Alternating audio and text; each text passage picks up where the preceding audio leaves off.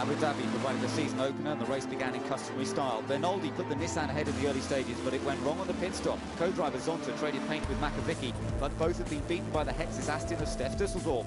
Dusseldorf held on despite immense pressure from behind from Westbrook to win on his debut. Nissan's fortune turned worse in Zolder when Zonta managed to crash into Jamie Campbell-Walter off the grid, taking both cars out. And the bad luck continued as Dumbrecht went out as well, leaving Krum and Law to finish in 9th. Instead, it was the turn of Lamborghini to shine as Marcus Winkelhock and Mark Vasseng first won the qualifying race, then backed that up with Alincourt team's first ever championship race win.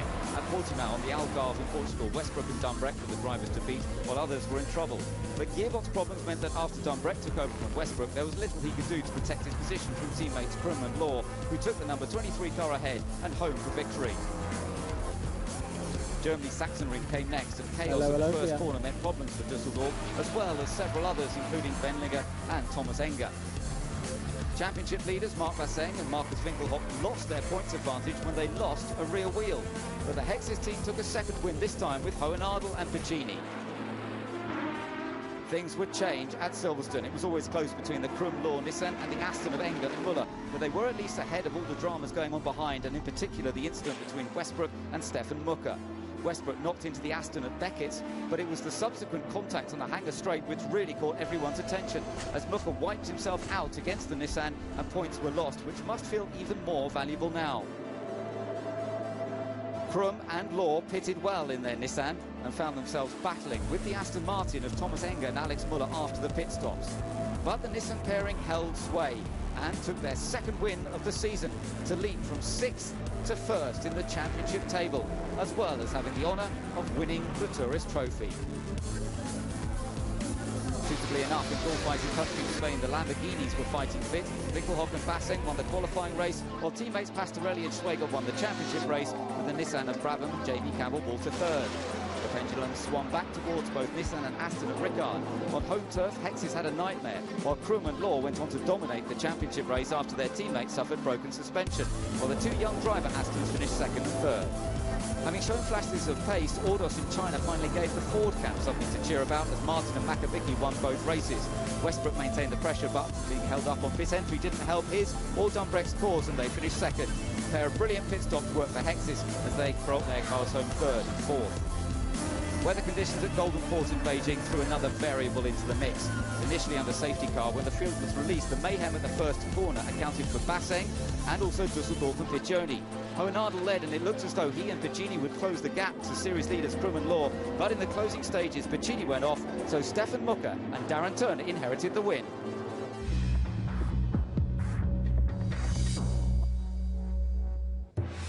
The Beijing race was not the only GT1 action in China. The following day saw a demonstration event take place at the Olympic Park, giving thousands of people the opportunity to sample the sights and sounds of GT racing and experience the thrill of cars on track under floodlights, passing the iconic architecture of the 2008 Olympics.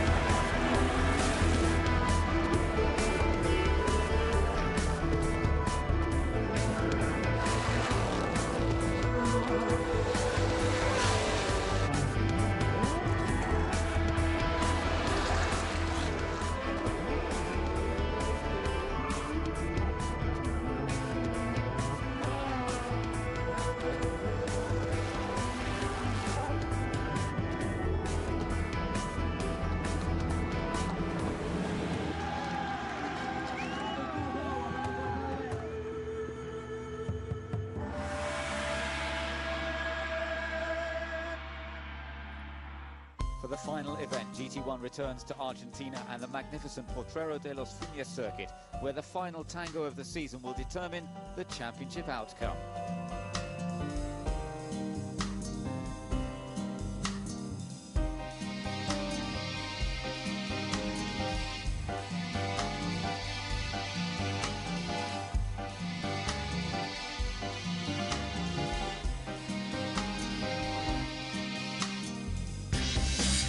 Aston Martin enjoyed San Luis last year as the Hexis car won both the qualifying and championship races. And this year, Hohenadel and Piccini remain outsiders for the title.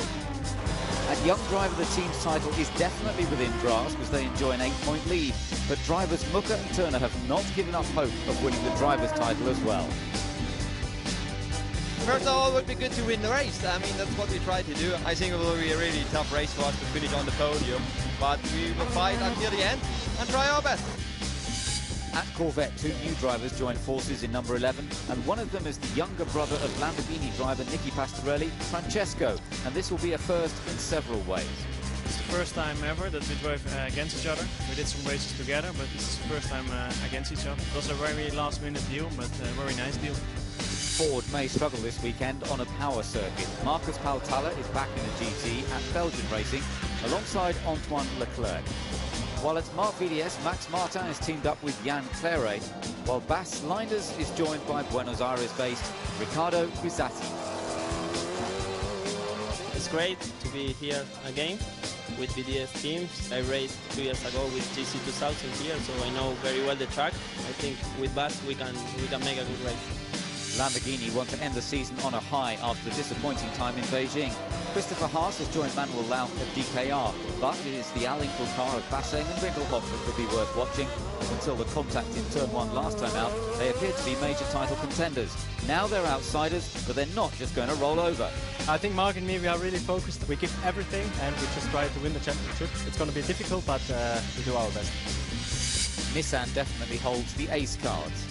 Sumo Power have little chance in the team's battle, so will no doubt help JRM, where Michael Krum and Lucas Law will be planning to convert an 11-point lead into a world championship by the end of the weekend. The German pairing seem to have established their game plan. There's lots of calculations going on, of course, to finish there and then they finish there, but I mean it's also complicated. I think the best for us is to go out and win the race. That's the target. So Krum and Law start the weekend as favourites, but Mucker and Turner and Basseng and Winkelhoff are ready to go toe-to-toe to wrest the title away and enjoy the last laugh.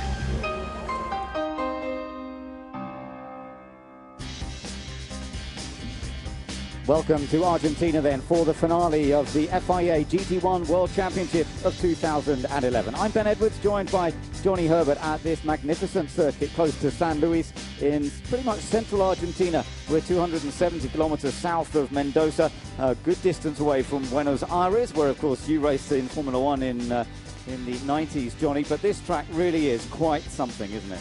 It's absolutely amazing. It's the setting, you can see there in the background the mountains, the circuit around a lovely little lake in the middle. I haven't heard any bad words about it. Everybody thoroughly enjoys coming here. Yep, the drivers have been raving about it. I've been chatting a few moments ago to the man who sort of designed it. The track was already here in a certain way, but they've certainly been able to improve it massively. Now, let's talk about what's been going on in the championship, because already we've had a major drama this weekend, which happened before we even got into qualifying, and that was the crash of the number 8 Aston Martin of Stefan Mucker and Darren Turner. Stefan lost control of the car over a bump on one of the faster sections of the track. He hit the concrete wall, did too much damage, Johnny. They really went through it with a fine tooth comb. They were desperately hoping they'd get that car out today, but unfortunately they were unable to do so. Yeah, well, it was one of those things. There's a bump in, I think, the exit of turn 21. And he hit the bump, the car swaps ends, he hit the wall, and it looked actually as if there was really not that much damage. But a teacup on the car and it would have been okay. But then when they've taken the body off, you can actually see we had a look at it last night, and it's actually basically bent the whole front end and the whole back end, and the whole thing then is nothing's in line, because the gearbox is obviously at the back, the engine and the prop shaft are at the front or in the middle. And it was all very, very badly damaged, and there was just nothing they can do. You know, it's a long, long way from home to fix something as badly damaged as that was. Very sad. So Darren Turner and Stefan Mucker won't be starting at all, but they're on pole position after a brilliant job in qualifying are the championship leaders. And as they go away on the formation lap here, Michael Krum and Lucas Law can wrap up the title here today in this race by simply staying out of trouble and scoring a few points. That's really all they need to do. Now that we've lost the Darren Turner, Stefan Mucker car, if that car had been in the race, Krum and Law could not have won it in this first race of the weekend, no matter what Mucker and Turner had done. but because we know their car's not going to be out at all for the weekend, it makes this job much easier. Alongside them, Pastorelli and Berman, and we'll talk more about them in a moment. On the second row, Brabham and Campbell-Walter and Schwager in the Lamborghini. We've got the Hohenadel Piccini Aston alongside the Bernoldi Nissan next up on row 3. Row 4, Piccioni Dusseldorf Aston, and then the Muller-Enger car. Back on row 5, Westbrook's Nissan. He had a 5-place grid penalty, in fact, for another engine change, so that's why Westbrook is a little further down than where he qualified this morning. And as we carry on looking down the grid, we've got the Fords that really struggle here. They're a bit low on power this year anyway on the balance of performance. We're at altitude as well, and it really hasn't helped their cause any as they've been trying to get onto the pace around this Argentina circuit. So cars are making their way around on the formation lap at the moment, and it is driver 2 that starts the race in this first race of the weekend, and then driver 1 who will start the second race of the weekend. And that means that up front it's going to be Jelmer Berman who starts the Corvette, which is on the outside of the front row, with Michael Krum starting the number 23 championship leading car. And there you are, riding on board with Michael Krum, who in the next hour could well become the world champion, along with teammate Lucas Lohr, as long as they stay out of trouble and just keep it clean in this race. But a quick word about that Corvette, Johnny. There it is, number 11 car, up on the front row. A real surprise this, because there are 2 drivers that are new to GT1, Francesco Pastorelli, and the guy that's behind the wheel now, Jelmer Berman. Absolutely, and new to GT1 racing cars. So they're not very experienced at all in this form of racing, but to be able to come here, a new circuit, jump in a car that they're not familiar with at all, and do that job of getting in second position, absolutely fantastic. So they're only going to get stronger at the end of the day, because they're going to keep on learning lap by lap. Yep, Jelmer Berman out of single-seaters, Super League mainly, Formula 3 as well, and Formula Renault in the UK in the past. He's certainly determined to do well. In the press conference afterwards, he was saying that he's going to be going for the win. And Michael Krum here, who's going for the championship, will be wary of that. He doesn't need to get himself too involved in a battle with that Corvette. There's Richard Westbrook watching. It is Peter Dumbreck that will start their car. And as I mentioned, they were 4th fastest in qualifying this morning, but because of an engine change yesterday, a 5-place grid penalty, and that puts them back in 9th place on the grid. So a little more work for that Nissan to do. But back with that Corvette just running around now. It's a long lap, this one, of course, at 6.27 kilometres, some 3.9 miles in length. They're coming down to the lower point on the track as we look inside the Alincourt pit there. And from this section, Johnny, is really the tight, twisty climb back up the hill, isn't it? Yeah, well, this is where the drivers are going to actually have to sort of work, because it's quite a tricky sort of part on the way back to the start-finishing line. And we've had that issue in turn 21 where there's a big bump, and I'm sure as the race goes on and the tyres get a little bit tired, that bump is probably going to become a little bit more difficult for these guys. But this section is a lovely section. You can see the backdrop there of the mountains and how they drive around the edge, the lake there just coming into view. It's just a wonderful setting for these guys to drive around the streets here at a wonderful circuit. Yeah, and they're coming into that final section now. The area, the kink there, the sort of fast chicane where Stefan Mucker crashed in the practice session yesterday, free practice session yesterday, just through here, and the car ended up facing the wrong way with damage, and well, that's it, just out of the event for the rest of the weekend, sadly. And now they are beginning to bunch up, because as they approach the final corner, you can see the pit lane entry there. This is where it all begins to count. Now, Jelmer Berman's pretty used to rolling starts, so he should be able to deal with this reasonably happily. Let's just see how he gets on here, but it's the first time he's ever driven in a GT1 World Championship race, so let's see how he copes. Michael Krum on pole position. We're all set for the qualifying race here. The finale of the World Championship gets underway in Argentina, and as we wait for those lights to go out, Michael Krum in the Nissan's going to try and wrap up this title in the qualifying race, but the Corvette's going to fight him down towards the first corner. Very dusty offline as everybody charges down there, and Jelmer Berman goes around the outside. Oh, he's taken the lead from Michael Krum, who's being sensible and slots into second place, and the battle is going on behind. Absolutely, I think that was a brilliant start, able to get in front there of that Nissan.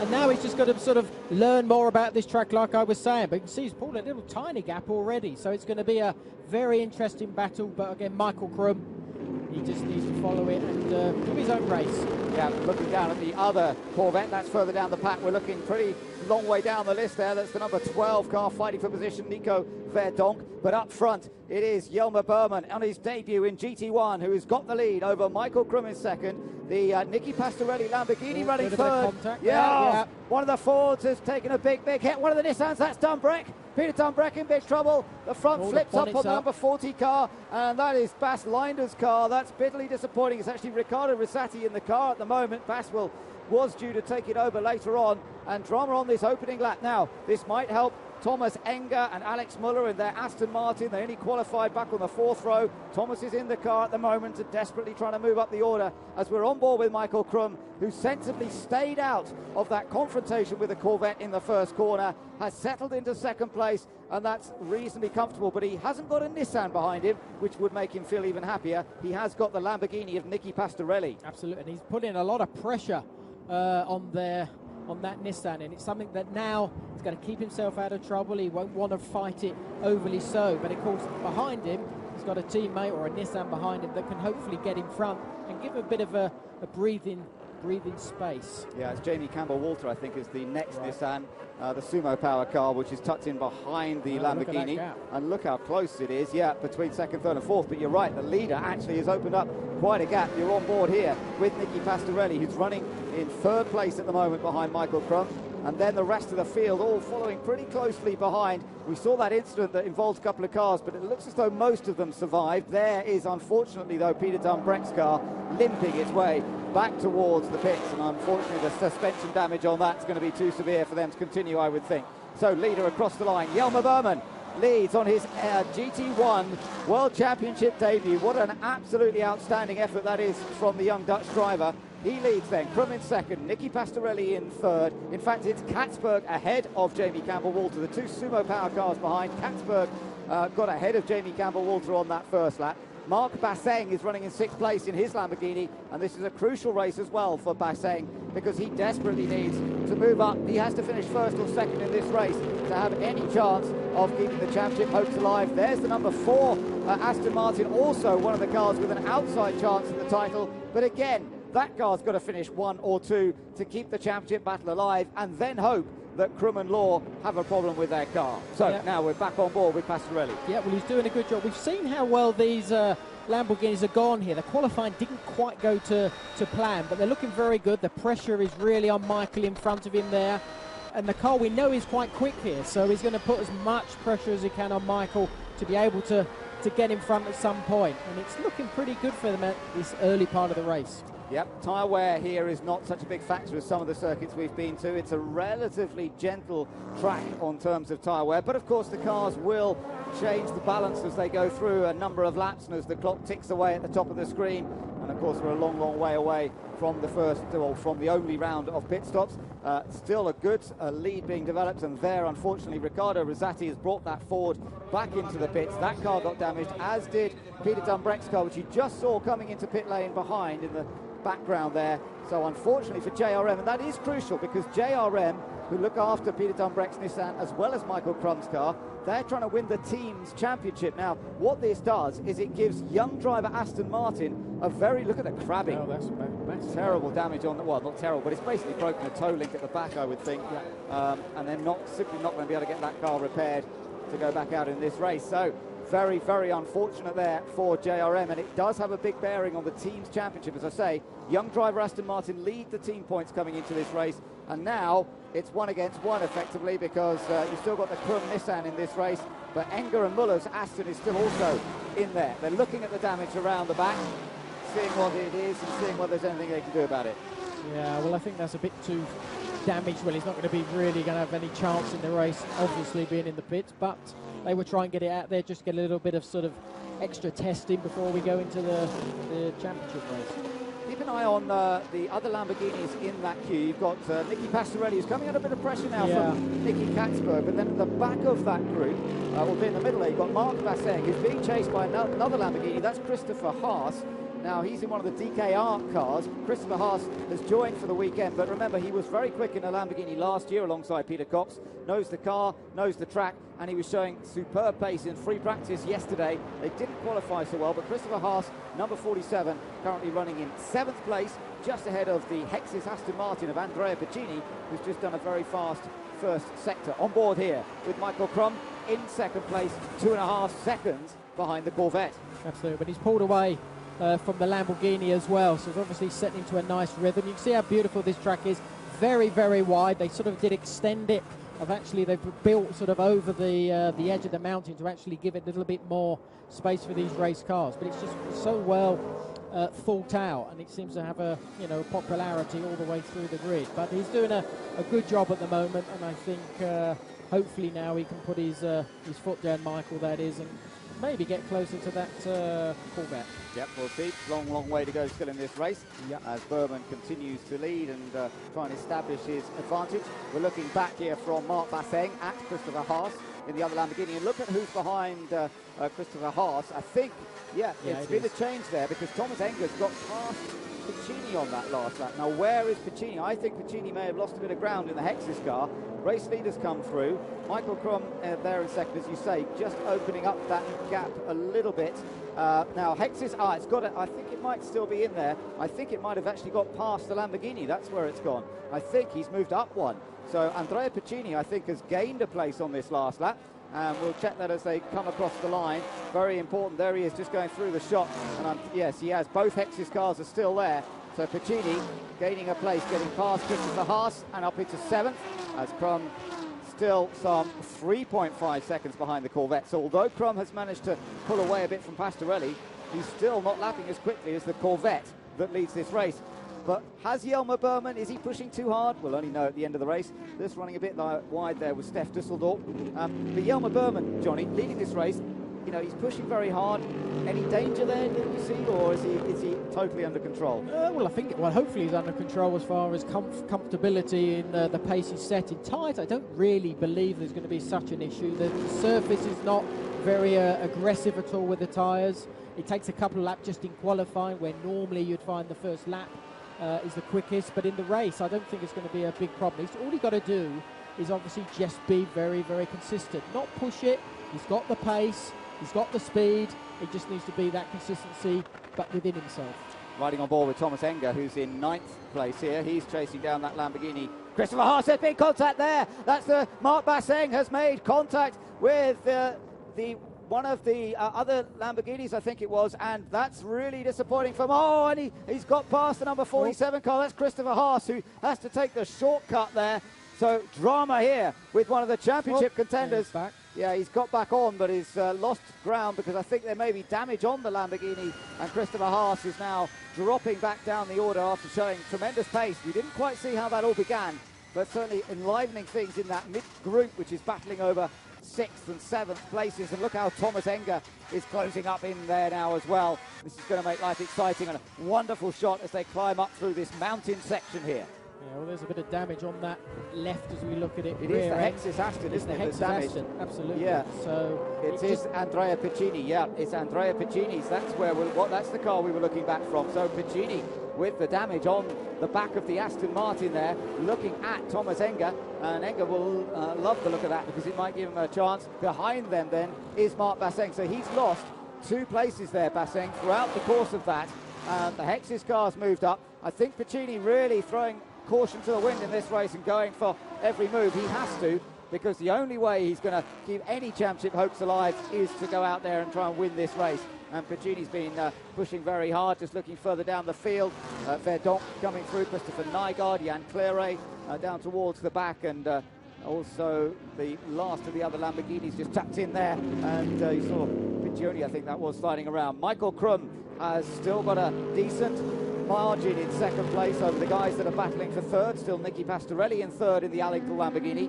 Nicky Katzberg in 4th place. And Jamie Campbell-Walter tucked in behind in the identical Sumo Power car, of course, the car that he shares with David Brabham. As we look down from the helicopter shot now, and you can really see from this shot how this track winds its way through the village here with the buildings, the houses, the shops. It's only a small community, but they're right up against the wall of the track. And really, it is a street circuit, but it's such a wide, big street circuit. Absolutely, and it's just so wonderful the way that they've fitted it in. So sort of there we see the side of the hills and the mountains that surround this circuit, very, very high in the altitude. I think it's 2,000 odd feet up in the air, so obviously there is the engines are suffering. There's not really that much air for them to breathe, so there's a lack of engine power. It's the same for everybody in a normal aspirated engine, but it's just very nice. You've got the first part of this track is sort of fairly fast, and then you get into the real technical corners in the last sector that you have, and that's where the cars really come into their own. Michael Krum beginning to set some quick sector times now. He's just had the fastest second sector time of anybody. Sits there in second. We've seen him before looking after his tyres and making sure that they're at their best at the end of a stint. So we'll put it past him that he starts perhaps now to try and close the gap. But it is up to 4 seconds, the gap between himself and the Corvette that leads this race. But let's just remind you that what Michael Krum is doing here is plenty sufficient to wrap up the championship in this qualifying race. He doesn't need to do any more than he's doing, although the guys have said they want to win it properly, go out in style by taking pole, which they've done by winning both races. Well, they've still got a good chance of doing that. Pastorelli in third, Katzberg, Campbell-Walter chase on, then the gap back to Andrea Piccini in sixth. Thomas Enger in the young driver Aston Martin is in 7th place. Mark Basseng is still holding on to 8th. Then Christopher Haas, who did survive all that bumping and boring and chicane cutting.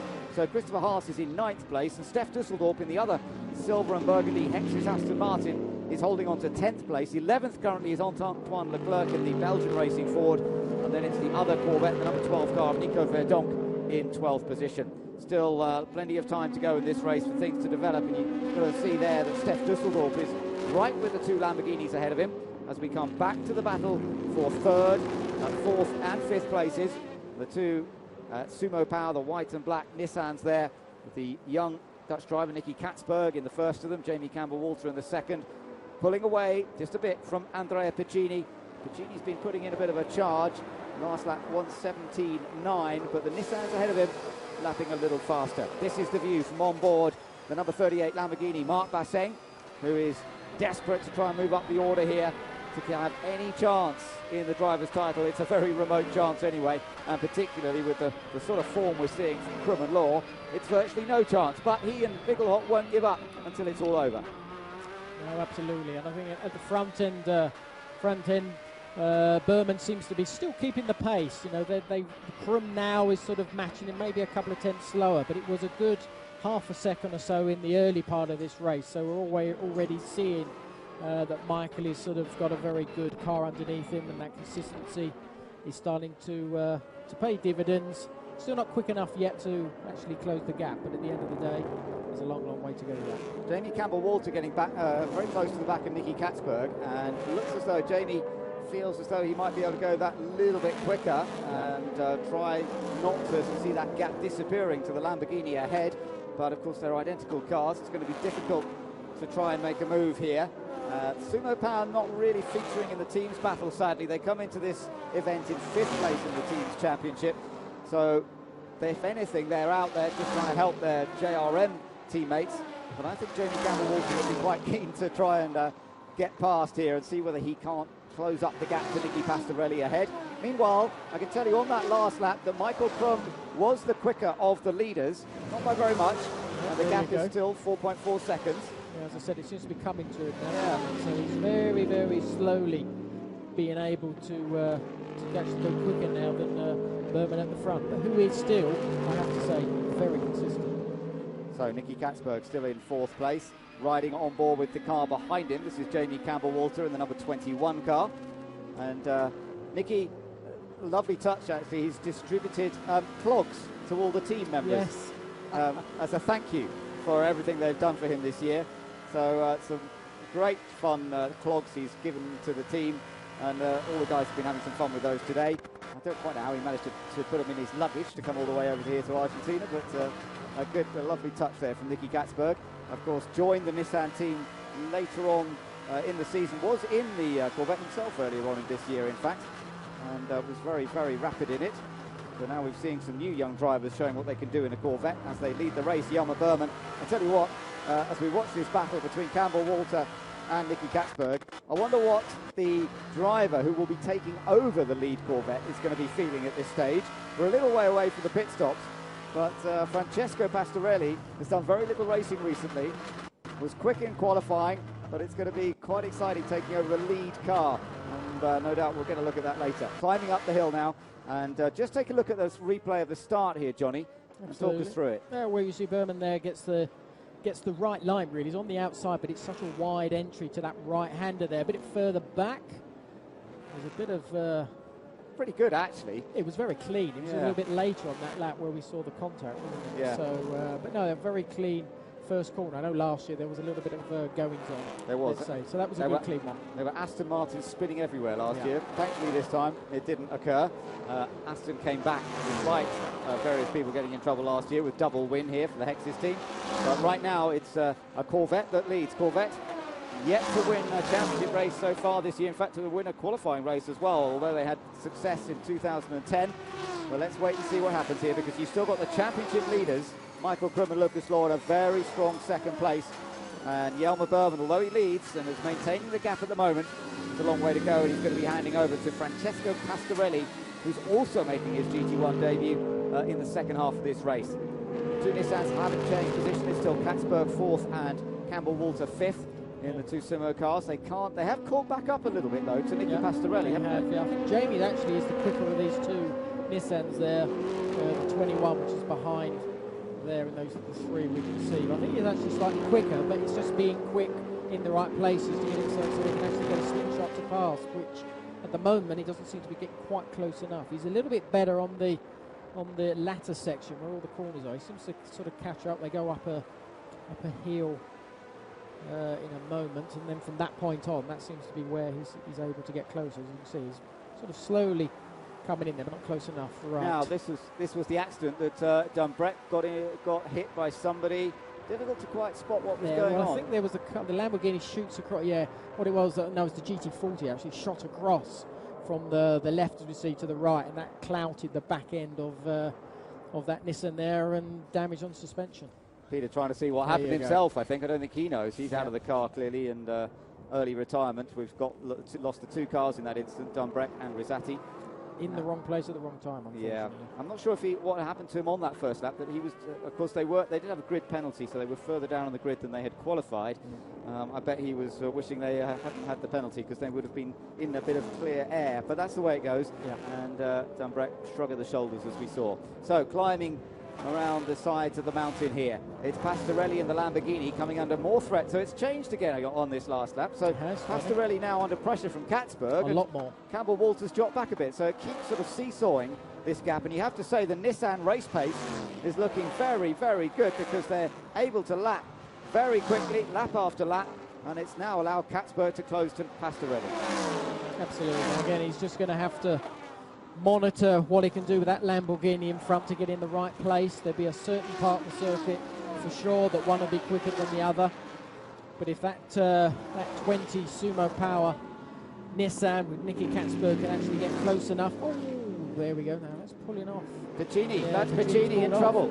Andrea Piccini, we saw the bit of damage to the back of his car, but it didn't seem to be affecting him earlier on. But Andrea Piccini has slowed right down, and that is all over now for any scant hopes that they had of still winning the championship, as Enger still under a bit of attack there from Mark Basseng. Change between the two Nissans. Yes, it is. Nicky Katzberg had to really get out of it. Whether he was trying to overtake the Lamborghini, maybe he was, and in doing so ran too deep or whatever, but it has allowed Jamie Campbell Walter now to move up into 4th place. I think this is a replay.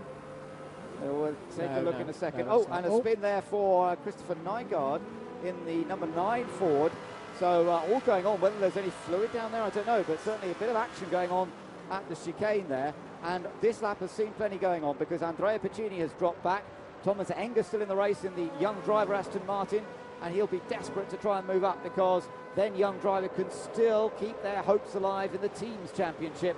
But the drivers' championship at the moment is looking more and more as though it's heading towards Michael Krum and Luke. And in fact, Michael has just set another middle sector that's faster than anybody else in this race, but he's still 4.2 seconds behind the leading Corvette. Overall on lap time, they're doing the same pace, so they're actually maybe doing those splits, but he's not getting them all together to actually close that gap. I think it was a 16.3 for Berman there, and it was for Michael Krum, it was a 16.3. So again, as I said, they're doing the same times, but he's throwing in, especially in that second sector, that seems to be where that Nissan is working very well. But as we follow the Jamie now, like you said before, he is now able to catch up on this Lamborghini as well. So now again, a lot of pressure, a lot of looking in his mirror, seeing a big white and black Nissan. Yeah, that's right. This circuit only used once a year for a big event. They have the Argentine touring cars here as well this weekend, which is very much their big national racing series. But it's amazing how they put this whole thing together, closing the roads around the lake and putting on a tremendous race circuit. There is another racetrack not... Nick is under a bit of pressure here. Campbell Walter really going for it now. Now this was where something happened last time which we didn't quite catch. Yeah, so James on the outside, Kenton's the inside. There's only generally one line, so if you can push that car onto the dirt, that would just enable him to there. So now, but it's a left. He might have the inside line. No, not quite. The Lamborghini's just able to turn in ahead. I wondered for a moment there. Yeah, now it's this left he needs to get right, because there's a nice drive uphill. I haven't quite got the drive there. But again, it's just put in that Lamborghini under a lot of pressure. This is a right, and this is going up to the fastest point of this track. They're doing about 254 kilometers just as they brake here for this right-hander. Not quite close enough. And then there's a tricky left-hander coming up with these guys and have to brake when they're turning left. So it's quite a tricky one here at this point here. Yeah, you can see that. The Lamborghini, the back end of the Lamborghini as the brake lights come on because it's cornering at the same time, looking a little bit loose. And the driver's hanging on there, trying to balance the car on the brakes. And Jamie's a very good racer. He's always very aware of where he needs to put the pressure on, and that's what he's going to be trying to do on this sort of tricky part of the circuit now that they're on towards the pit straight. David Brabham watching this closely because he'll be taking that car over. Loves this circuit. He really felt good about it as soon as he drove it this weekend. He's not one of those who drove last year. My goodness, the Lamborghini was slow mid-corner, and the Nissan virtually running into the back of it there as Jamie Campbell-Walter tries to get a good exit. And that Lamborghini is definitely beginning to struggle a bit. Yeah, definitely so. So that's probably down to, I suppose, tyres or tyre pressures maybe not quite sticking where they should be, going a little bit high, then it makes the car sort of move around a bit. But at the moment, Jamie's car looks very balanced. Yeah, just seeing the leaders go across the line. Berman still leading by 4.8 from Michael Krum in second place. This is the race for third then between Nicky Pastorelli, a race winner this year with teammate Dominic Schweiger. Great qualifiers who had all sorts of mechanical problems in the early part of the year when they should have been able to do it. Now, this is this is the Piccini car. We saw him drop back, Johnny. Puncture there, obviously. That's what it was. It was a puncture on the front. See the tyre there? Right. He runs over his own tyre. So the tyres peeled off the rim. Yeah.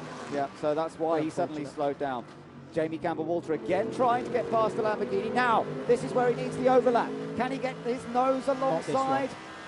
Not quite there. Not quite. It seems to be where he's sort of at best. It's very tricky on that latter part of the circuit to get anywhere. He gets close, but it's very hard to pass. That seems to be his best opportunity, but he's got to get the corner before that chicane there to throw himself up the inside. Lost a bit of time there, but that's just where he's fighting it. And we have another fight. Yep, this is Mark Basseng fighting away with the other Hexis Aston Martin. I think that was or is it Thomas Enger? He's been battling with it's a Hexis car, isn't it?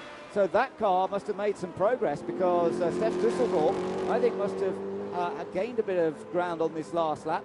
The pit window will be opening up very soon now. Ticks away.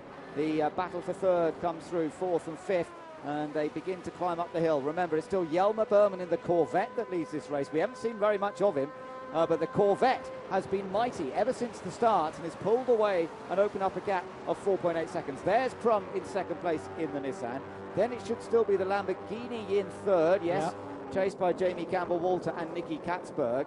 And then behind them, we think it's still Thomas Enger running in sixth place, but there might have been changes behind Enger, so we'll watch for that when they come back past us next time as they climb past the cliff here. The Lamborghini really fighting for traction and grip, but still the mid-engine Lamborghini very good on the brakes up against the front-engine V8 powered Nissan, and you could see when Jamie got close to it, the Lamborghini with that mid-engine configuration's nice and late on the brakes, but they are coming in the pits. both come in together.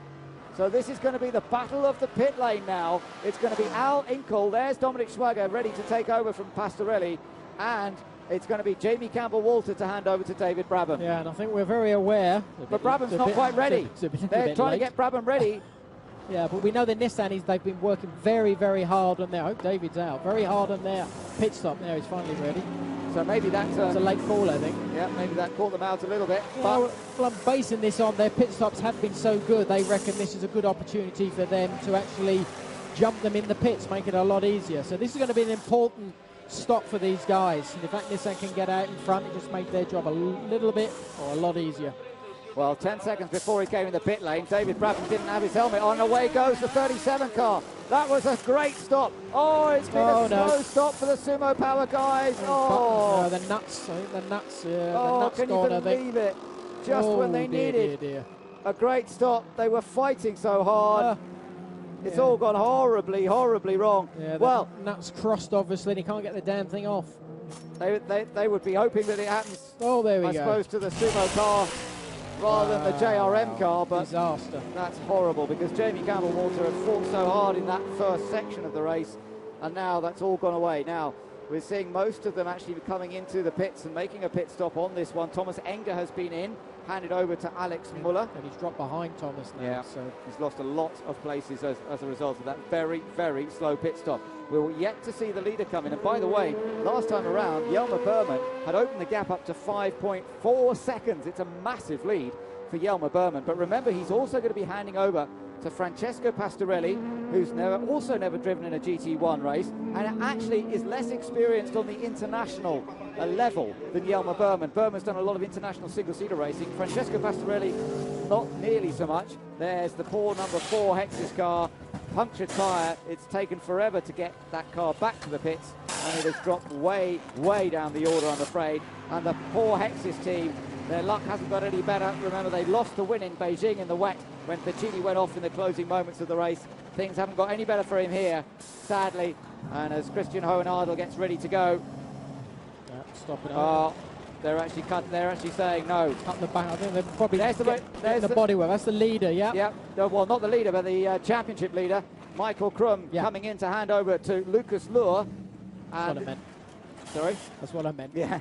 And these guys now, they need just a calm stop here. They don't need the problem that we saw afflict the Sumo Power car.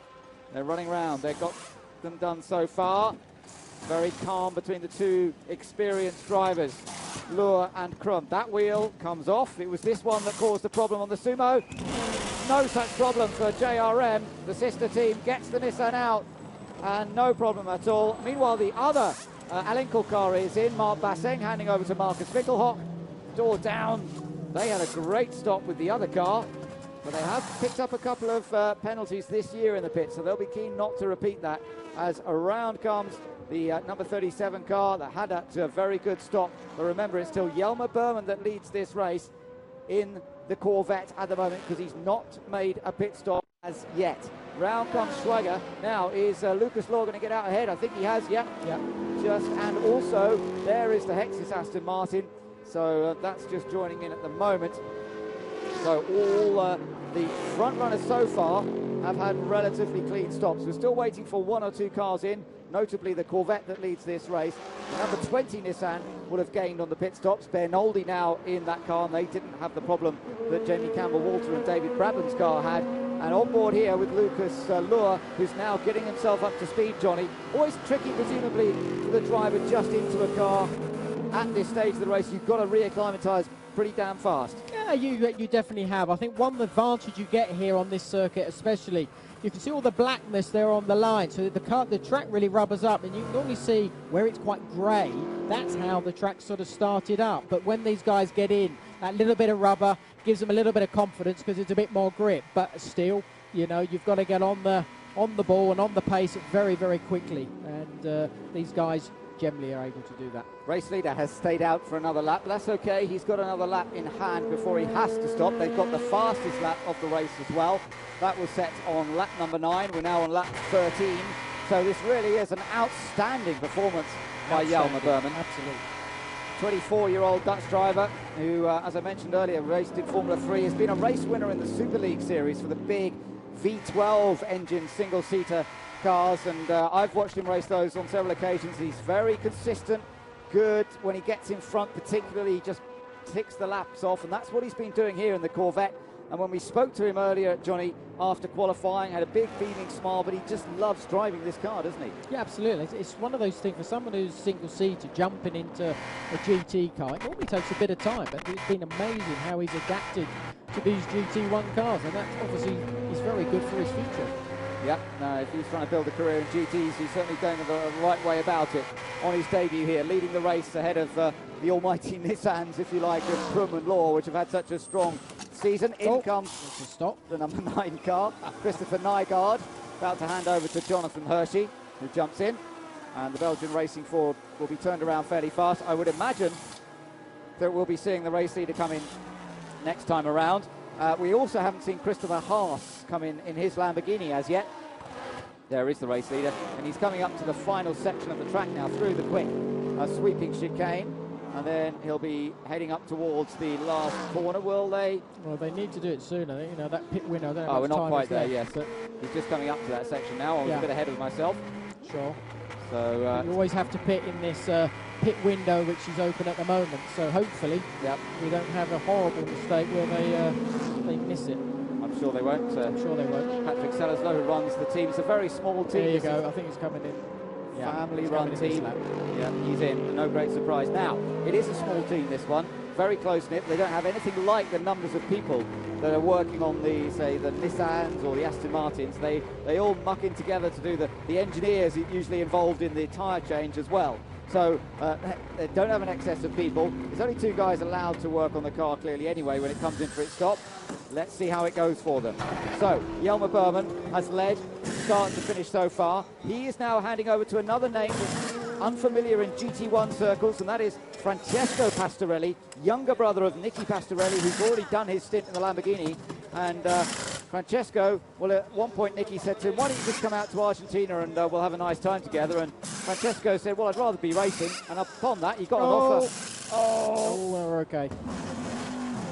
And he's away. He is away eventually. That was a bit of a problem, though, wasn't it? Yeah, it was a little. I think he was doing it one-handed. I think he was just not quite on the nut correctly, and that just lost him a bit of time. But we can see Michael is still. Well, that's not Lucas. Michael. Sorry, that's Lucas. Is still quite a way behind. I think so. Yeah, I think the Corvette's still going to be in front by the time he comes onto the circuit. But of course, the question is now, how is Francesco Pastorelli going to deal with this? There is he coming out of the pit lane. Don't go over the white line. Lucas just coming into shot. So the gap is still quite an appreciable one. But shrink. Yeah, Francesco Pastorelli is surely going to take a lap or so to get up to speed. Having said that, his qualifying performance this morning was pretty good. He was only a few tenths slower than Jelmer Berman in his section of qualifying, and he was right up there in the mix. So he is not a slow driver at all, is Pastorelli. The younger Pastorelli. He's a former Formula Ford champion in the Benelux Series, Dutch Championship, raced in the UK a little bit as well, went and raced in the ALMS Series in the States. And Lucas Luhr, there you are, riding with him now, seeing if he can close that gap. Yeah, well, it's funny how you've got one with not so much experience to Lucas here in the 23 Nissan, who's got a wealth of experience. So, you know, he's going to be under a lot of pressure, Francesco Pastorelli, and I think it's something that's going to be quite interesting for him. Let's get down to the pits, because Haley Coxon is with the man who has dominated the first part of the race, Jelmer Berman. Congratulations, Jelmer. What a stint that was. You must be happy with the performance of yourself and the Corvette. Yeah, definitely. I mean, you know, it's great. It's the first race ever in GT1. So I'm really happy. I mean, the car is great. In the beginning, I was a little bit too cautious with the tires. I think I could have gone a bit harder, because in the end, it was still, you know, the tires were still quite good. So, but, you know, it's the first time I do this long stint, so the next time I'll know. It is your first time here with the GT1 World Championship and racing in a GT1 car as well. Yeah, that's true. So I'm really happy. I want to thank the team and the people that made it possible. So, yeah. Thank you, Val. So, Jelmer Berman, who has certainly shone on his debut. Now, what about Francesco Pastorelli? Is he going to shine at the same level of brightness? We're going to find out over the next 25 minutes. He has an advantage over Lucas Luhr. The pit window's now closed. They've all made their pit stops now, including the Christopher Haas Lamborghini, which I think was probably the last car to come in for the stop. And we'll get an idea, Johnny, on this next lap as to what the gap is exactly between first and second, between Corvette and Nissan. And then we'll see. Well, looking at that, it's not a bad gap at all. You would have expected Lucas there to roll a bit closer when he's trying to get in there, but actually it seems as if he's done a very good outlap. 4.6 seconds the gap.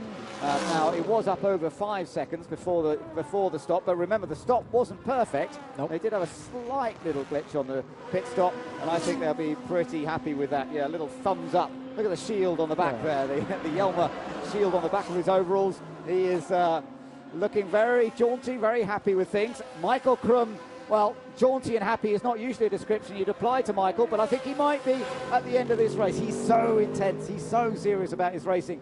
But if they carry on where they are now, they will be world champions, and I think you might even see a smile on his face at that point. I think so, yes. And they deserve it. It's been a long season, but they've put in some very good races. Yeah, they have. One of their rivals was telling us earlier, wasn't he, Johnny, that even though they'd still love to be battling for the championship with them, he actually felt that those guys had done very well this year. On board with Alex Muller, who is chasing another Aston of Clivio Piccioni, the Hex's car just ahead. Great rivalry between these two Aston Martin camps, isn't there? Yeah, it's very nice. You know, they're always parked next to each other. There seems to be sort of a mutual respect, and obviously this is probably where that respect stops. It's all a bit about, I want to beat you, sonny boy. And of course, what's actually very interesting here is the two teams are still battling for the team's championship. And although Young Driver have a better chance of it than Hexis do, Hexis are not just going to let them go through to win a team's championship, because the honour is at stake. Philippe Dumas would rather fall on his sword, the team manager at Hexis, than let somebody pick up points. I think he is one of the series' most competitive people, and he's not even a driver, he's a team manager, but he hates it when they lose a place or even a few tenths of a second. So I'm sure he'll be encouraging Piccioni here to stay ahead of Muller. Behind them, by the way, is Marcus Winkelhock in the Lamborghini. Now he's going quite quickly at this point, and is definitely closing the gap up. So you're looking there at the race that's going on at the moment for 5th position. Yeah, well, we'd seen the speed of Marcus and that Lamborghini sort of in the early parts of this weekend, and then we failed to see it, which was really surprising in the qualifying. But again, it looks as if their pace seems to be a little bit better in the race, and Marcus there seems to be getting on the back of those two Astons in front, and of course he'll want to get past as quick as he can.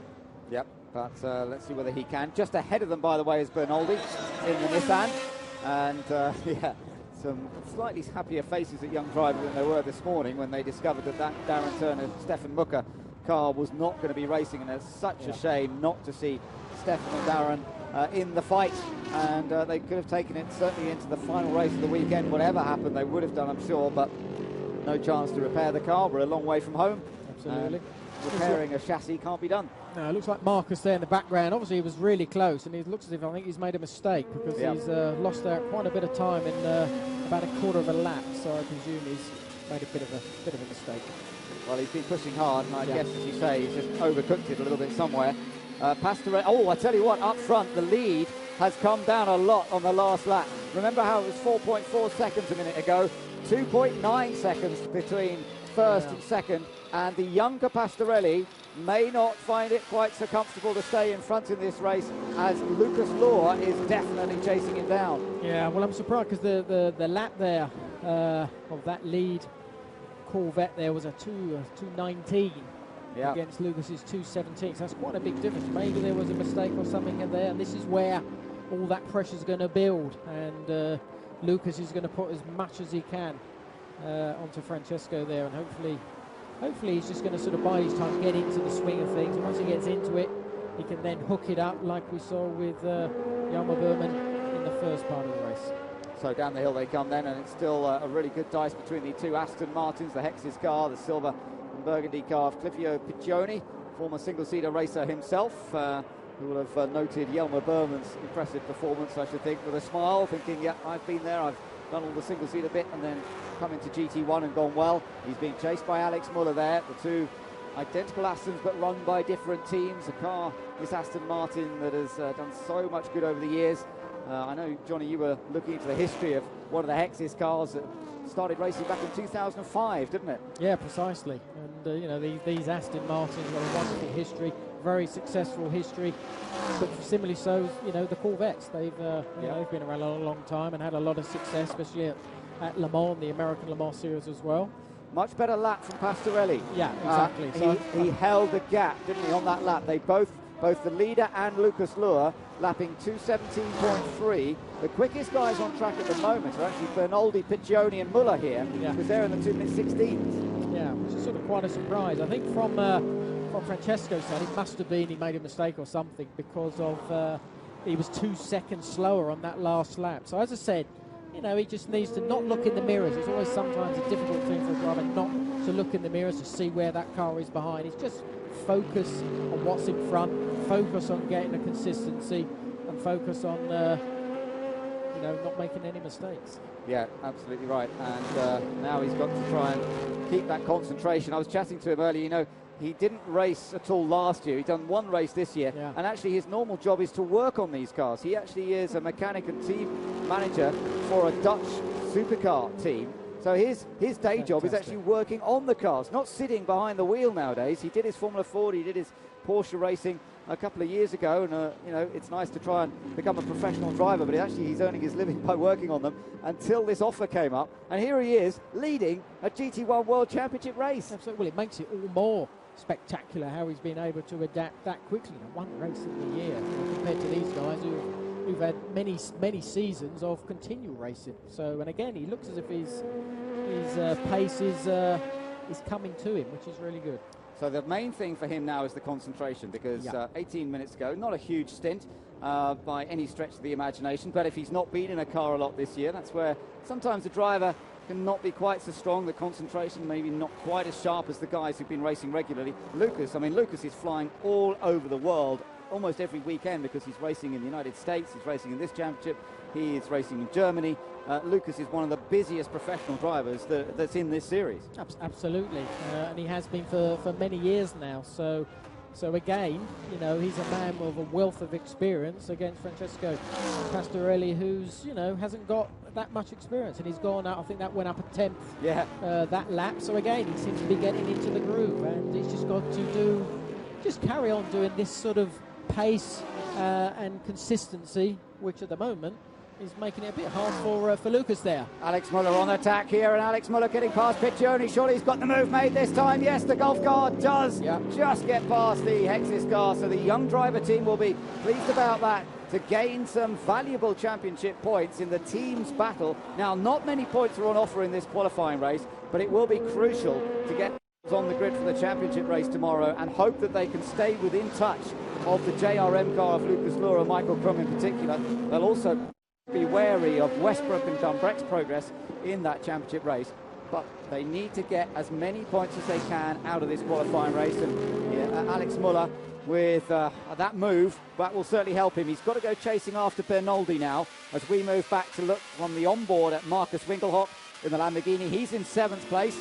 Manuel Lauk is behind him in another Lamborghini. David Brabham, by the way, after that horrible pit stop that we saw for Jamie Campbell-Walter and David Brabham, Brabham is down in 9th place, not really a part of this game. And Max Martin has been one of the outright stars, I think, of this year's championship in his Ford GT. Well, he's down in 10th, struggling with the Ford GT on a circuit that really just doesn't suit that car. Oh my goodness, that was a bit of a slide and a wiggle there from Alex Muller, wasn't it? Yeah, it certainly was. But again, he's going to have to push, and he's wanting to push. He's got that Nissan that's just gone out of shot, and he wants to close that gap. He wants to get as many positions as he possibly can, because it's going to be very important for them. So up the hill they come once more. We're just entering that hilly section, the sort of corkscrew section, and it's Alex Muller having got past that number 3 car of Flivio Piccioni, who is pushing mighty hard to try and catch Enrique Bernoldi in the Nissan just a little further up the road. Lovely to see how competitive the different brands are here. Although Ford does struggle a little bit at this track with its lower power, if you like, slightly more restricted engine than some of the other cars, everything else looks very even here. You've got the Corvette leading. Corvette showing great strength on this track. Nissan obviously very quick. That lap a fraction the other way. Lucas Law was the fractional faster there, 2/10. He got back on Pastorelli, but 2/10 around a 6.2 kilometre track is really virtually nothing. Jelmer Berman watching on nervously. He's not been in this position really before. He's done one sports car race before in a Ferrari 430, a longer distance race. But he's used to being a single-seater driver. We don't share anything. No, not in a World Championship race either. That's right, that's right. And the same for Francesco here. It's just a replay of Alex there. Comfortably passing. Well, it looked quite comfortable from this point of view. He gets a bit close as we go under the braking. Yeah, that was tight, wasn't it? But they didn't do anything silly, and I guess that was a, what was that about, a better exit off the last corner? Was that the... Precisely, yes. Definitely a better drive there. Funny enough, Marcus Winkelhock behind has actually closed that gap after we saw he dropped down quite a distance behind, but now he's actually nearly on the back of that Texas Aston Martin. On board with Lucas Law, heading towards the World Championship title here, because second place would be more than enough. Look at the lap times, gaining, losing a little bit. It's terribly tight between them. Michael Krum watching, waiting to see, are they going to wrap it up on the Saturday here in Argentina, and then in the championship race just be able to relax and go for it and not worry anymore about the points situation. These two have made an incredibly strong pairing, the two German drivers. Lucas Law was brought in by James Rumsey, the boss of the team, for this season, and he really brought in some great driving talent this year, and they're going slowly. I think that was rejoined, that was the Westbrook Nissan, which has come out of the pits. Just so that you know, that car got damaged in the early stages of the race when Dumbrecht was in it, got involved in a bit of a midfield bash, and they've obviously repaired the Nissan and sent it back out, really just to make sure it's going to be okay for the championship race. So sensible stuff. Now, look at the driver classification. This is, if they finish where they are now, Krum and Law would be on 137 points, and that would be more than enough to win the championship. Because we know that Mucker and Turner are not going to be able to start the championship race. If they were, then they wouldn't wrap it up, Krum and Law. But we know Mucker and Turner won't start. And the other drivers there, Enger and Muller, on 102 points, they are just that little bit further behind and unable to be a part of it. So that's the story. Looking good for Krum and Law at the moment. But Michael Krum is nothing if not a realist, and he's been in so many situations in motorsport where things have turned against him as well as for him, and he won't reckon on it until it's actually done. 12.5 minutes is all he's got to wait to see if it is going to be done on this qualifying race here at Potrero de los Funes in Argentina, between the concrete walls. But it's great width here, that's the lovely thing. So you get this lovely flowing nature to the circuit despite the concrete walls all around, and spectators just protecting themselves a little bit from the intense sunshine here, up to the cliff face corner and back down the hill with the lake on the right hand side. JRM looking good for the title here. Let's go and hear from team boss James Rumsey. Michael, it's certainly a tense moment. You're just over 10 minutes from potentially taking the GT1 World Championship. Well, yeah, it's not over yet, so we cannot relax yet at all. You never know what happens in racing. We've seen it so many times, and it's 10 minutes, but it's 10 long minutes right now, so we have to just wait and see. And James, it's certainly not a time to relax, as Michael was saying. The tension and the pressure is on. Oh, absolutely, especially now the 22 car's been taken out of the running for points in this race. We just need to focus on getting as many team points as possible for tomorrow now. But if it stays as it is, we're all really over the moon for Michael and Lucas, and it's been a real good team effort this year. Thank you. It has been a good team effort. What's the gap between the leaders? Well, actually on that last lap, I tell you, Francesco Pastorelli there lost a little bit, not a massive, but he lost 4/10, and the gap is down to 2.3 seconds, so it's not over. But Krum and Law might win this race, and let's just see, I think the gap's even closer than that. Let's just see as they come over the line this time. It's closer surely, 1.5 the gap, and Lucas Law with a 2 minutes 16.2 is lapping very fast now, and those guys don't only want to win the championship, they want to win it in style and win the qualifying race as well. Absolutely, I think that'd be something that Michael had mentioned earlier on today and yesterday. They'd love to win the honour race win, and they're getting pretty close to it as well, so it's really coming down. Quite a big difference there. It was 8/10 on that last lap. Lucas was a lot quicker there. So again, Francesco, I'm sure he's looking in his mirrors and he's just seeing that that car is just slowly edging its way, getting closer and closer to his rear bumper. Yeah, but it's one thing, as we know, to close up. Then he's got to find a way past as well. Precisely. But well, Lucas Luhr, he's got to think about it. He doesn't want to throw. He doesn't want to take a risk at this point and wrap up the championship here today and then concentrate on winning the championship race. Meanwhile, there's Alex Müller in 5th place in the first of the Astons, followed by Clivio Piccioni and Marcus Winkelhock, who, as you say, closed that gap back up to the 2 Astons, but having closed it, it doesn't seem very easy to actually draw alongside anywhere. On board with Marcus Winkelhock now, who's been fighting a bit of oversteer this weekend. We saw it in practice yesterday, and it was great to watch.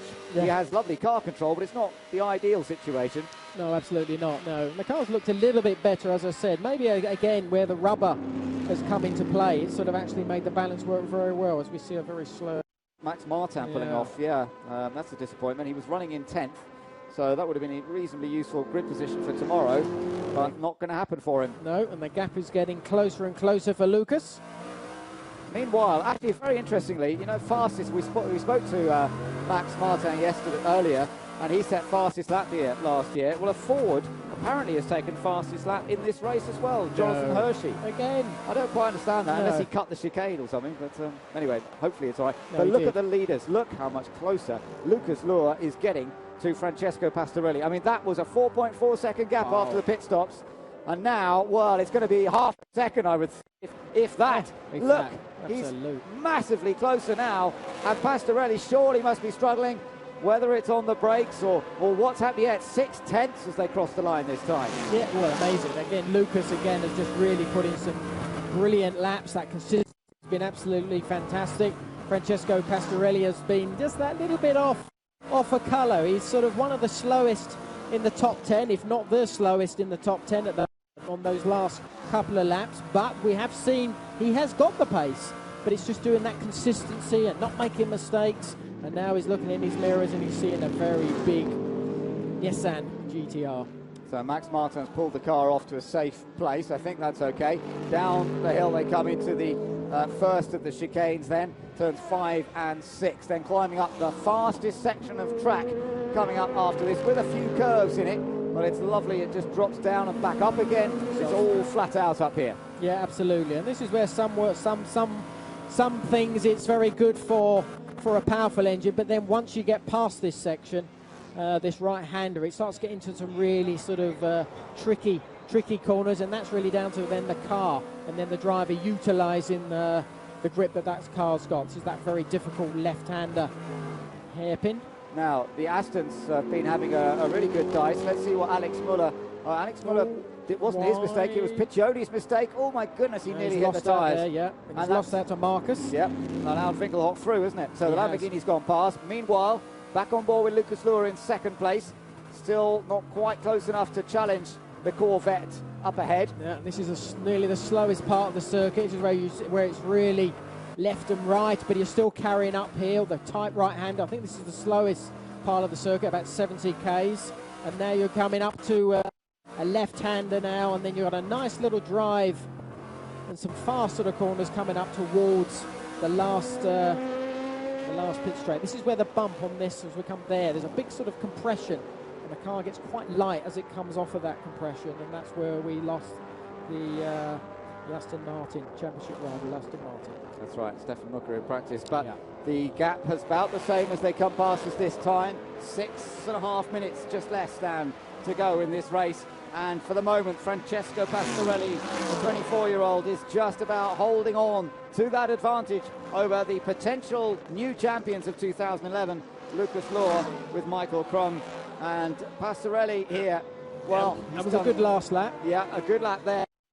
Only a tenth or so quicker, but it's better than nearly a second, which he has been losing before. So again, good first split as well. Yeah, although Lucas is still quicker. Yeah, he does a slightly quicker first split, but he's not in position to really attack. So the anxiety, there's the team boss, and well, he's been in this situation before, but a victory would mean so much to this small, close-knit family team. It really would be something special for them, especially with two young drivers that have never raced in this series before, but have both proved themselves in other categories of racing elsewhere. They've got the talent and experience, but just not at this World Championship level in GT1 cars. Absolutely. That's a big jump. Big jump for these guys. And now this pressure that Francesco's under. There's a chance, is there? No, not yet. I Not think at quite. this point, not yet. But all Lucas is going to do is just keep putting Francesco Pastorelli under pressure with these last couple of laps, 5 minutes. So, great stuff here. Lucas Law and Michael Crom are heading for the title, but can they rest through that they want as well here to get the maximum point score in the first race of the day? And as you say, he's just trying to unsettle the youngster. That's got to be the system. Nobody really knows how Francesco races. We haven't seen him race in this championship before. The other drivers don't know what his strengths and weaknesses are, so Lucas Law is trying to sum all that up as he follows him. Absolutely, and that's a difficult thing because you just don't know what the guy's like under pressure. But at the moment, he's coping pretty well. He's a little bit sporadic with the lap times, but at the end of the day, he's able to get it all back and actually throw in some competitive lap times. So he's just going to look, as I said, look forward. Don't look in your mirrors. Just do what you're doing, and just continue and don't make any mistakes. But that's easy to say. Yeah, easy said.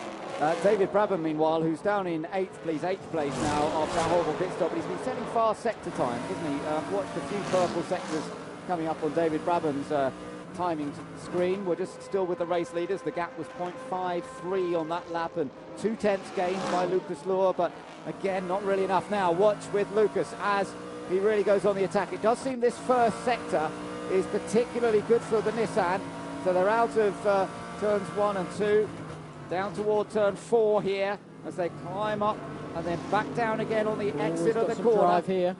There is an opportunity perhaps down it's a bit short, the hill. It's a tight chicane here, but I think it'd be a very risky move. He's thought better of it, sensibly. Yeah, he really doesn't want to take a huge risk here. No, not at all. That was a good exit by the Corvette, whereas Lucas had just a little bit of oversteer.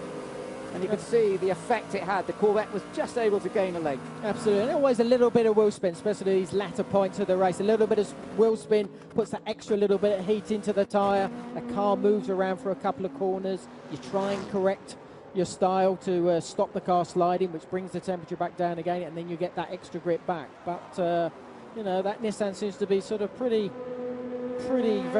good on its tyres at the moment. But Francesco is doing a absolutely mega job there. So far, so good. Can he keep it together for the remainder of this race? Lovely stuff. And what a story it would be for the two youngsters to emerge with a victory here, and particularly for Francesco, who's done so little racing in the last couple of years. As I say, working on the cars more than driving them. But right now, things are looking very, very good indeed. But under pressure, he's got to keep his head, keep his cool, and keep the potential world champions. It's not just anybody behind him, it's the potential world champions behind in the remaining few laps here. Absolutely.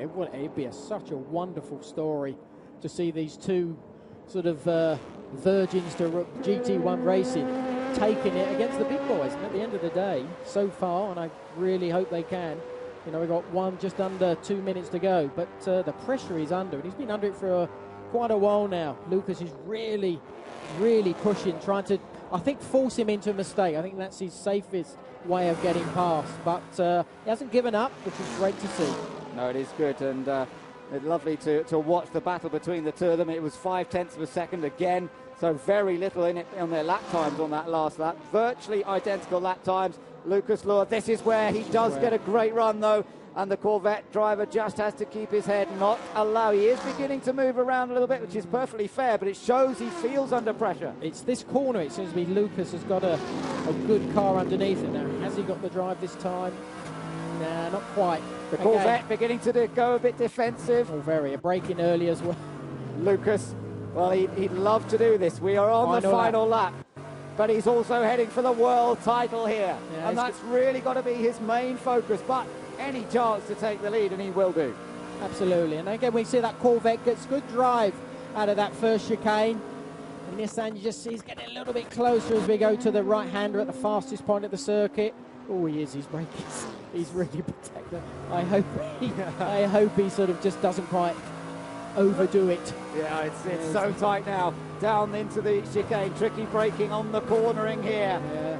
Francesco Pastorelli, the younger brother of Nicky Pastorelli, who's won races this year in GT1. But Nicky has had so many disappointments. How will he feel to see his brother here? Nicky will be watching this from pit lane thinking, I've had to work so hard to get to this point, and he's here on his first ever race. But will he hold on for the remaining part of the lap? There's still the long climb to come. Yeah, and I think he's in a good position. This part of the circuit is looking very good with his Corvette. He's had very good drive. I think the traction seems to be very good. And at this part of the circuit, we're going uphill, coming towards the sort of the last few corners. This is sort of the last of the slowish corners, and then it really opens up towards the final pit straight. Here we go then. Here's that compression. Coming into the last section of the circuit now. And it looks as though we're not only going to have a new winner, we are going to have new world champions, because as the cars come out of the final turn, it's going to be a victory for the Corvette. Francesco Pastorelli and Jelmer Berman take the win. But the new world champions are Michael Crum and Lucas Law. They have done it. They have won the 2011 title. Kept the pressure on at the end there. A remarkable story. But the German pairing on board that Nissan have taken the world title in the first race of the weekend. Third place goes to Dominic Schweger in this race. Bernoldi finishes a fine fourth in the Sumo Nissan. Muller finishes fifth with Thomas Enger. Winkelhock sixth with Marc Basseng. That wasn't enough for them. But for this ex-Bank Team China, for Patrick Salazar and his small, close-knit family-run team, husband and wife-run team, they have taken victory in the qualifying race.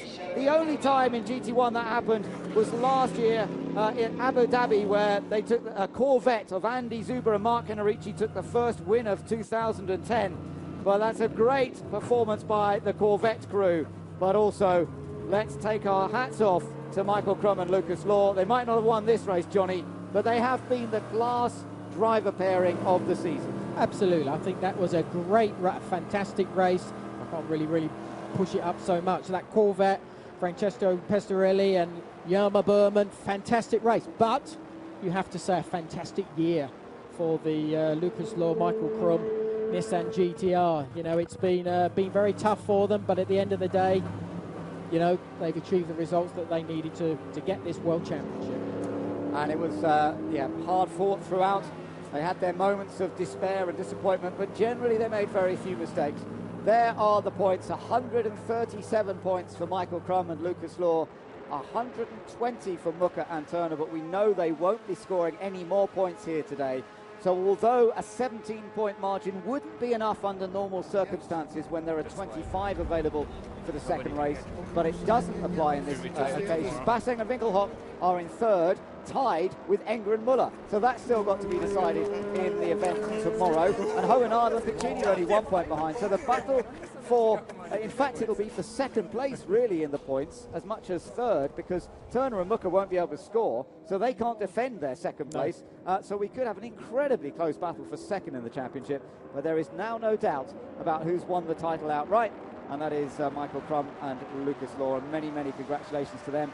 But what about young Pastorelli here and young Jelmer Berman for that matter as well? The two Dutch, I mean, Pastorelli's Dutch-Italian, his dual nationality. He lives in Holland, his brother Nicky lives in Italy. They don't get to see each other too often. They've got a chance to catch up this weekend. But amazingly, it's Francesco, not Nicky, who's won the first race. Absolutely, and I think that's got to be sort of, for me, the race of the year, because those guys have not got experience in this form of racing with this, you know, fantastic amount of quality drivers that we have as well, the quality of cars that we have at the same time, and to come in at a circuit they don't know, in a car they don't know, and a championship they don't know. Fantastic. Well, let's go and get some immediate reaction. Hayley Cotson's with one of the new world champions, Michael Crum. Congratulations to our new world champion. Well done, Michael. What a season you and Lucas have had. Yeah, absolutely amazing. I mean, a big thank you to Nissan, to the team, to Lucas, to the mechanics. I mean, it's been an absolutely amazing year, and I can't believe that we finished like this. And yes, we were lucky with Darren's unfortunate happening yesterday with Aston, but we proved today, I think, that we are the quickest car, and tomorrow maybe we can show it again. But we're very, very happy. Congratulations, thank you. Indeed, congratulations. And what about these two, Francesco Pastorelli and Jelmer Berman?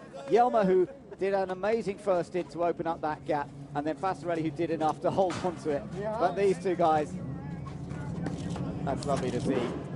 They've worked so well together. And now they can really begin to relax and enjoy it. FIA GT World Champions. Lucas looks pretty tired, and he's used to some hot places and some very tiring cars, more physically demanding than these. But maybe it's just beginning to sink in now. All the work, all the effort that's gone in. And there is Francesco Pastorelli. Now, you'd never know he was Nicky Pastorelli's brother, would you? Nope, not at all. They're not similar, are they? But not at all.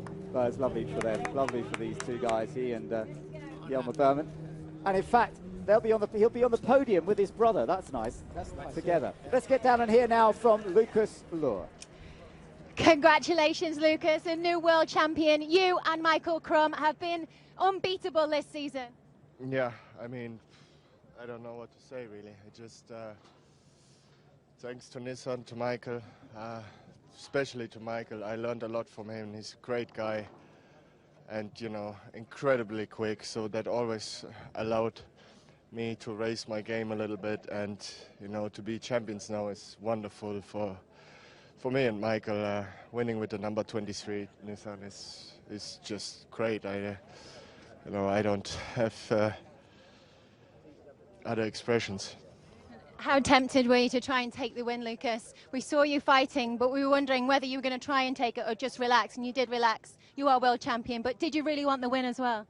Yeah, of course I was going for it, and the guys on the radio said, don't take any risk, and I was pushing as hard as I could, and then the last couple of laps I saw him, you know, he was a little bit slower, but at the end it doesn't matter. We are world champions, and now the pressure is off, and we're going to have a fantastic race tomorrow. Thank you, Lucas. Congratulations. Lovely to see the emotion there. I mean, he's been a champion before. He won the ALMS LMP1 championship in 2008, driving for Audi. He won the LMP2 championship in 06 in a Penske Porsche Spider. But to win something that's called the FIA GT World Championship, that really means something. Let's get down to the pits now, though, and hear from our new boys, the race winners. Congratulations, Francesco. Finally, a win in the Corvette. Yeah, that's why Patrick asked us, I think, but that's why we're here. Thank you. What does it mean to you to be in the winner's enclosure with your brother as well? That's the best for my father, who's looking at home, so now he has his two sons on the podium. And how much pressure did you feel having to do well here this weekend, knowing that your brother's had a good season in the GT1 World Championship? Yeah, there was quite a big pressure, but then after the qualifying, there was more hope to come, and then, yeah, when I saw the gap stayed the same in the last few laps, then I believed in it. Yeah, when all your friends and family in Holland have got to be going crazy right now. Well, I did get a lot of texts and Twitter feeds, everything. So, yeah, I think it was, it was a great race, and I enjoyed the first couple of laps. Then Francesco finished the job, so it was, great race. Really enjoyed it, and now looking forward to tomorrow. Thank you, guys. An outstanding debut by two youngsters who have come along and shown the established players what they can do in a Corvette. A well-prepared, beautifully balanced Corvette, showing also that the car can win races up against the Lamborghinis, the Nissans, the Fords. It just had the edge here today, really, with two drivers who are very determined to do well. But as we've heard, Dominic Schweger and Nicky Pastorelli finished in third, so we will get the two brothers on the podium. Let's hear from them now. Congratulations, Dominic. Both of you had quite a battle on your hands. It's quite an achievement finishing in third. Yeah, it was really tough. I mean, we're hoping that our pace would be a little bit better. And in qualifying, actually, our car was really good. But just in Q3, I had problems, and actually I spun on my fastest lap. So maybe front row would have been possible. Then in the race, Nicky had a good start. But I already could see that Nissans are really strong. We're really surprised how good they managed their tires. And yeah, maybe for tomorrow we have to think about something, small changes, but we looked actually not too bad today. Nicky, congratulations. You will be starting tomorrow on the second row just behind your brother. Yeah, that's a nice feeling. It's nice to be in the podium with him as well. So it was okay today. It was the maximum that we could do with this car. So that's for me always the most important, to do the maximum. And we'll try to improve it a bit for tomorrow. Thank you. So a very special day for the Pastorelli family, no doubt about that. But these guys pretty satisfied. As they say, he'll be starting on the second row of the grid, so the Lamborghini, maybe with just that odd little tweak, might be in good shape tomorrow to challenge those Nissans for the victory. We'll have to wait and see. And certainly a pretty good podium for Dutch drivers in general, really. Dual nationality, the Pastorellis, but a lot of Dutch interest there. So the results, seeing Pastorelli and Berman taking the victory in the Corvette, but second place enough for Lohr and Krum to wrap up the title, and they were only 3/10 behind there at the end. Third place went to the Alinkel Lamborghini of Dominic Schwager and Nicky Pastorelli, and in fourth place, not far behind them, just a few tenths of a second, Enrique Bernoldi and Nicky Katzberg, one of their best finishes of the year as well. Alex Muller and Thomas Enger had to settle for fifth ahead of the Winkelhock Basseng Lamborghini, and then the David Bradman Campbell Walter car, which lost out so long in the pit stops, and that's really what hurt their attempt. Picerni Düsseldorf were 8th, Blauk and Haas were 9th, Paltala and Leclerc were 10th. The other Corvette was 11th with Rossi and Verdonk. Jonathan Hershey was 12th with Christopher Nygaard, and still shown as having fastest lap. Then the Lamborghini behind there of Kennard and Brook. Then the Aston, the Hexis Aston of Hohenadel and Piccini, they suffered a puncture, of course. Martin and Clary, that car pulled off to the side of the road. Westbrook and Dunbreck out on the first lap and coming back in for a few laps just to check it was all okay. So let's get ourselves back down to the pits. James Rumsey, the boss of JRM, the Nissan cars, let's go and hear from him.